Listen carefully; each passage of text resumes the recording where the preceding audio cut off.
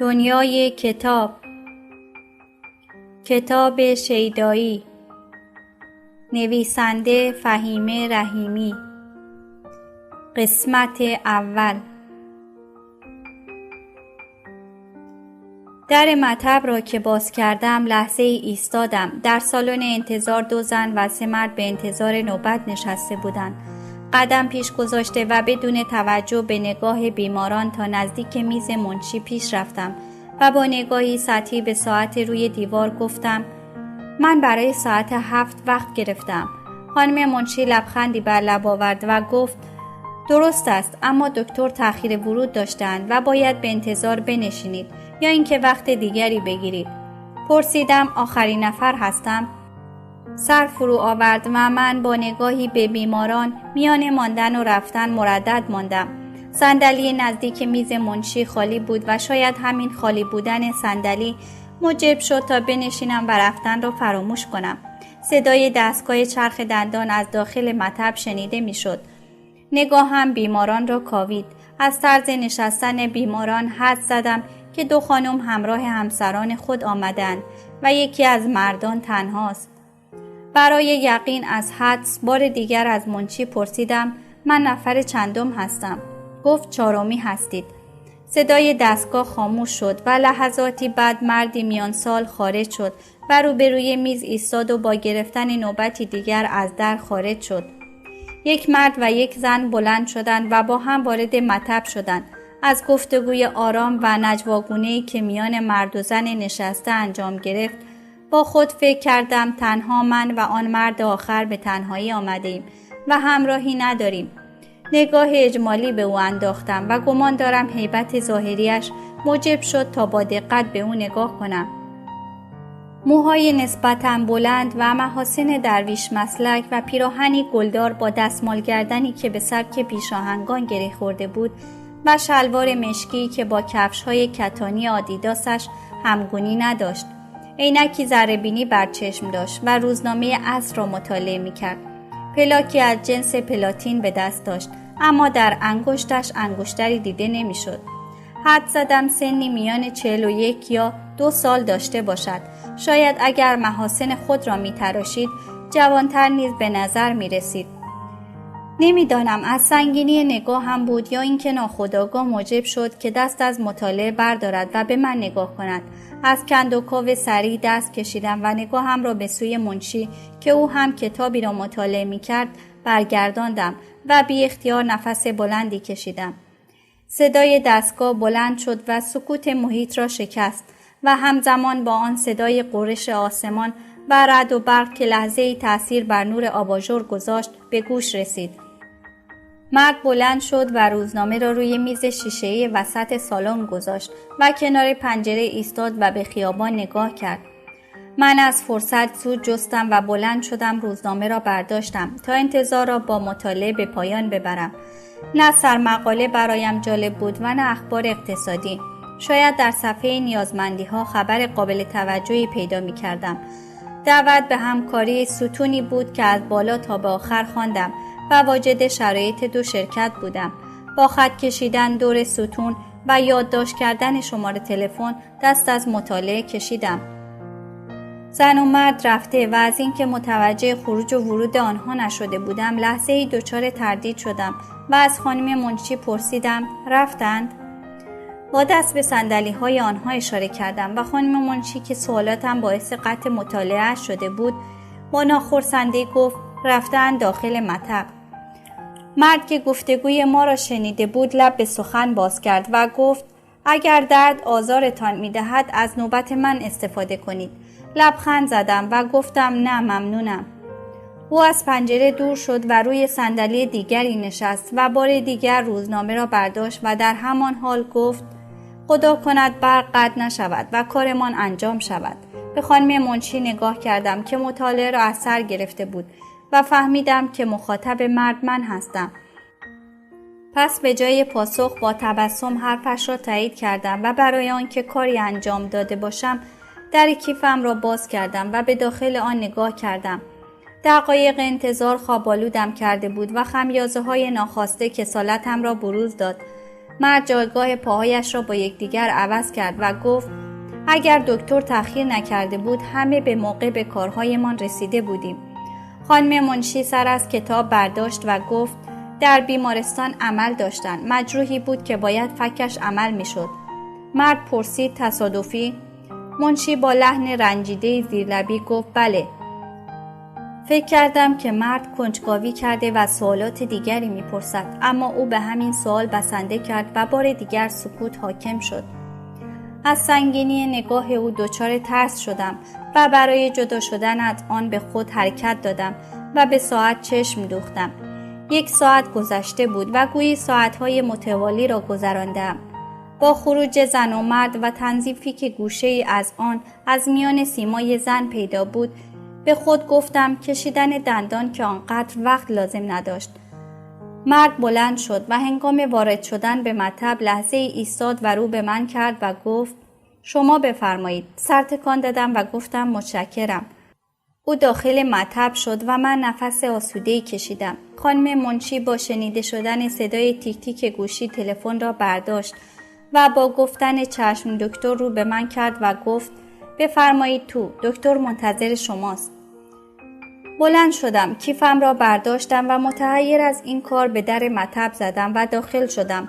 مرد روی تخت معاینه دراز کشیده بود و چراغ نورش مستقیم به صورت او میتابید.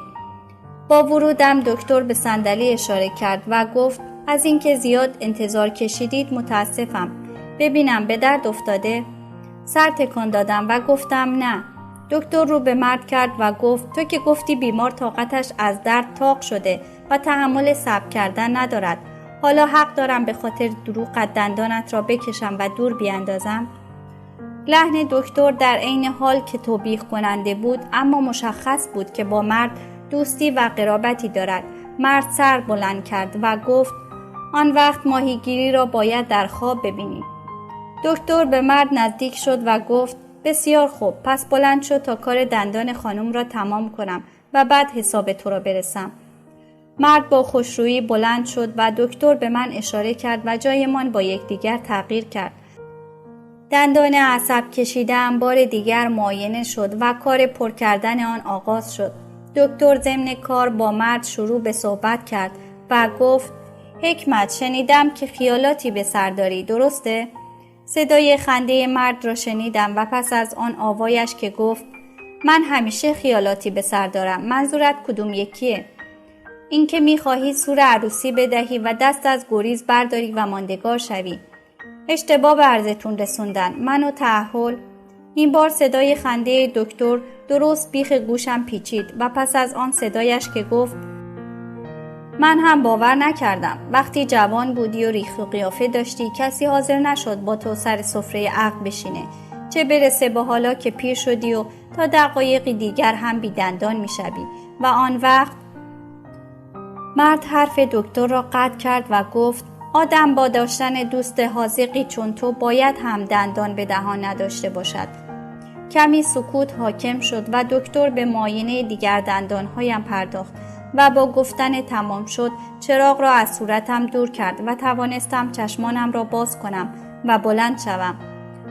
دکتر پشت میزش نشسته بود. وقتی کیفم را برمی داشتم گفت تا چند ساعت چیزی نخورید. تشکر کردم و قصد خارج شدن داشتم که مرد مرا مخاطب قرار داد و گفت من اگر جای شما بودم به کار این دکتر اطمینان نمی کردم و تا دندانم فاسد نشده به دکتر دیگری نشان می دادم. لحن شوخ او مرا از تایید یا تکذیب سخنش باز داشت و از مطب خارج شدم.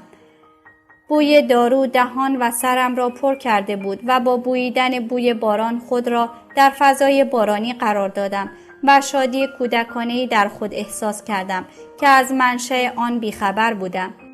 کوچه نیمه تاریک مطب دیدگانم را ضعیف کرده بود و متوجه گودالی که برای آب یا گاز کنده شده بود نشدم و درون آن سقوط کردم.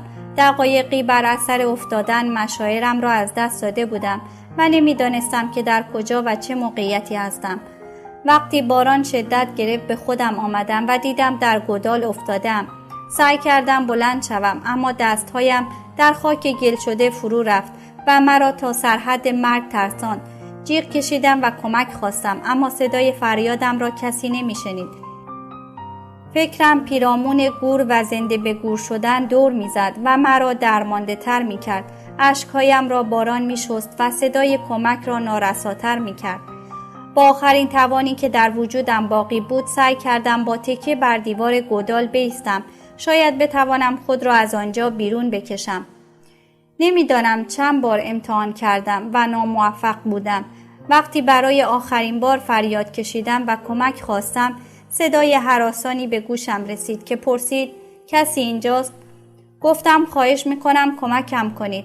مرد خم شد و دست خود را پیش آورد و گفت دست مرا بگیرید، شما را بیرون میکشم. پایم در گل فرو رفته بود و هنگامی که توانستم با کمک مرد از گودال خارج شوم، کیف و کفشم جا مانده بود. با خروجم از گودال دنیا پیش چشمم تیره و تار شد و دیگر چیزی نفهمیدم. وقتی چشم باز کردم بر روی تخت بودم و قیافه آشنا روبرویم بود. چهره دکتر را به خاطر آوردم و لبخند او قلبم را قوت بخشید. وقتی که گفت خوشبختانه صدمه‌ای ندیدید ولی حسابی ترسیدید. به سختی گفتم متاسفم، شرمنده‌ام که شما را به زحمت انداختم. صدای دیگری آمد که گفت شما چرا باید شرمنده باشید؟ شرمنده کسانی باید باشند که به فکر مردم نیستند و جان آدم‌ها برایشان پشیزی ارزش ندارد. سر برگرداندم و دوست دکتر را دیدم که سراپا گلالود بود. پیش آمد و گفت خوشبختانه به خیر گذشت، اما این حادثه می توانست به مصیبتی ختم شود اگر به جای شما کهنسالی در گودال سقوط می کرد. دکتر مداخله کرد حالا که به خیر گذشته. بعد رو به من گفت سعی کنید آرام بنشینید. منشی دکتر کمکم کرد و من نشستم. پرسید درد که ندارید؟ سر تکان دادم و نامطمئن از تخت پایین آمدم. دکتر گفت متاسفانه اینجا لباسی نداریم که بپوشید. فقط مرد سخن او را قطع کرد و گفت دستهایتان را بشویید، من شما را به خانه میرسانم. نگران کیف و کفش نباشید، من آنها را درآوردم. گفتم شما جان مرا نجات دادید، ممنونم. خندید و گفت زودتر دست و صورتتان را بشویید تا به صورت عروسک گلی در نیامده اید. منشی دکتر زیر بازویم را گرفت و مرا به سوی دستشویی برد. از دیدن چهره خود در آینه متوجه منظور مرد شدم. تمام موهای سر و صورتم غرق در گل بود و تنها دور لب و چشمهایم عاری از گل بود. وقتی دست و صورتم را شستم نگاهی به لباسهایم انداختم. جورابم پاره و تا نزدیک زانویم غرق گل بود. به منشی گفتم همه جا را کثیف کردم. با لبخند گفت ایرادی ندارد، خوشحالم که آسیبی ندیدید. روسری خندید و گفت دیگر قابل استفاده نیست، پس چطوری من خارج شوم؟ آنقدر گلی هستید که کسی متوجه بی‌حجابی شما نمی شود. نگران نباشید. با سرافکندگی از دستشویی بیرون آمدم و بار دیگر هم از دکتر و هم از ناجی خود تشکر کردم و خواستم مطب را ترک کنم که مرد پیش آمد و گفت من شما را میرسانم. با این هیبت صلاح نیست به تنهایی بروید. مخالفت نکردم و این بار هر دو از مطب خارج شدیم. کیف و کفشم را منشی دکتر در نایلونی گذاشته بود که به دست مرد بود. وقتی از کنار گودال گذشتیم او گفت از فکر پیرامون این که ممکن بود تا صبح در گودال بمانید پشتم میلرزد. هیچ کجای دنیا اینطور با جان مردم بازی نمی شود که اینجا می شود. آن وقت به من ایراد می گیرند که چرا شهر را رها کرده و خود را آواره جاده ها کردم. او مقابل اتومبیلی ایستاد و در را باز کرد. با گشودن در دیگر من سوار شدم. وقتی حرکت کرد دقایقی هر دو سکوت کرده بودیم و او بی هدف پیش می رفت. آسمان هرچه در دیده داشت فرو می بارید و هر از گاهی شیهه‌ای می کشید. وقتی سر چهارراه پشت چراغ راهنمایی ایستادیم او رو به من کرد و گفت خانم. گفتم تارا. خانم تارا مقصد شما کجاست؟ به خود آمدم و گفتم آه ببخشید، فکر می کنم هنوز در حال شوک هستم. خندید و گفت حق دارید. حق دارید. نشانی را دادم و او مجبور شد میدان را دور بزند و راه آمده را پیش بگیرد. پرسید شما شاغل هستید؟ نه اما جویای کار هستم. زیر لب گفت موفق باشید. تحت تاثیر نجوای او من هم صدایم آهسته شد و گفتم متشکرم. در سکوتی که به وجود آمد به خود فکر کردم و به هیبتی که یافته بودم و از خودم پرسیدم چطور آن حادثه پیش آمد و اگر این مرد به هنگام نرسیده بود هنوز در آن گودال بودم و شاید هم تا صبح از راه می رسید در گلولای زنده به گور می شدم. از تجسم این فکر بر خود لرزیدم و بی اختیار گفتم نه. مرد متوحش شد و از سرعت خود کاست و پرسید چی شد؟ سر تکان دادم و با شرمندگی گفتم من اشک پنهان شده خود را نشان دادم و بی‌پروا از رسوا شدن گریستم. او اتومبیل را کنار خیابان راند و توقف کرد و گفت بدون خجالت گریه کنید تا آرام شوید. خواهش میکنم حرکت کنید. این وضعیت آزارم میدهد. قبول کرد و ما بار دیگر حرکت کردیم. این بار با سرعت بیشتری حرکت کرد. به گمان اینکه آسیب دیدم و از او کتمان میکنم پرسید مطمئنید سالمید و درد ندارید؟ بله، اما از خودم عصبیم که چطور گودالی به آن بزرگی را ندیدم. شاید جای نگاه کردن به زمین به آسمان نظر داشتید و چاله را ندیدید. به این فکر کنید که همیشه ستاره بر زمین غالب بوده و یک بار هم زمین ستاره را مغلوب کرده است. نزدیک خانه رسیده بودیم. با دست به کوچه اشاره کردم و گفتم همینجاست، رسیدیم. داخل کوچه شد و به اشاره من مقابل در ایستاد و از اتومبیل خارج شد و به کمکم آمد و گفت من در کنار تأسفم برای این حادثه آن را به فال نیک میگیرم که با شما آشنا شدم. آیا اجازه میدین گاهی که به شهر میام ملاقاتی با شما داشته باشم؟ گفتم با اینکه جونم را مدیون شما هستم، اما حرفم را قطع کرد و گفت میفهمم، به خاطر جسارتم مرا ببخشید. وقتی که سوار شد و حرکت کرد و رفت من هنوز ایستاده بودم و دور شدنش را نگاه می کردم. برای ورود به خانه بود که یادم افتاد نایلون حاوی کیف و کفشم را در اتومبیلش جا گذاشتم. به امید بودن مادر در خانه زنگ را فشردم و ایستادم. وقتی صدای مادر را از آیفون شنیدم در آنی آرامش یافتم. مادر با دیدن ظاهرم دست بر سر کوبید و پریشان شد. برای آنکه خیالش را آسوده کنم با صدای بلند خندیدم و چرخی زدم تا از سالم بودنم مطمئن شود و همانطور که به سوی حمام می رفتم به طور خلاصه از حادثه‌ای که اتفاق افتاده بود برایش گفتم. او که همچنان نگران بود مرا رها نکرد و از پشت در حمام هم می‌خواست بداند که آیا جراحتی دیدم یا نه. از او جراحت دست و پایم را کتمان کردم و با گفتن سالم و تندرست هستم خیالش را آسوده کردم. اما موقع صرف شام وقتی برای بردن قاشق به دهان مچ دستم تیر کشید و صدای آخم درآمد، مادر بلند شد و به معاینه‌ام مشغول شد. خراش‌هایم سطحی بود. به وقت خواب با خوردن قرص مسکن به بستر رفتم، اما فکرم گویی از اتومبیل خارج نشده و به همراه او رفته بود. اویی که بسیار فکر کردم تا به یاد بیاورم دکتر چه خطابش کرده بود و در نهایت با تردید روی اسم حکمت توقف کرده بودم. دکتر او را گریزپا خطاب کرده و خود او تعهل را به سخره گرفته بود. گفتگوهای دیگرشان را به یاد نمی آورم.